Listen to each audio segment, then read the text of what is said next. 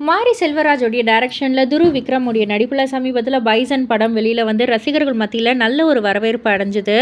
So இப்போ வந்து இந்த படத்தோடைய நன்றி தெரிவிக்கும் விழாவில், அதாவது வெற்றி விழான்னு மாதிரி வந்து ஒன்று கொண்டாடி அதில் நன்றி தெரிவிக்கும் விழான்ற மாதிரி வந்து சொல்லியிருந்தாங்க. அதில் நம்ம துருவ் விக்ரம் அவர்கள் என்ன சொல்லியிருந்தாரு அப்படின்னா, என் வாழ்க்கையில் இந்த மாதிரி ஒரு வெற்றியை உணர்ந்ததே கிடையாது.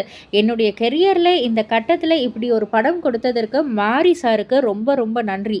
சினிமாவுக்காக நான் என்னவெல்லாம் செய்ய தயாராக இருக்கிறேனோ அதையெல்லாம் கிட்டான் மூலமாக அழகாக காண்பிச்சிருக்காரு.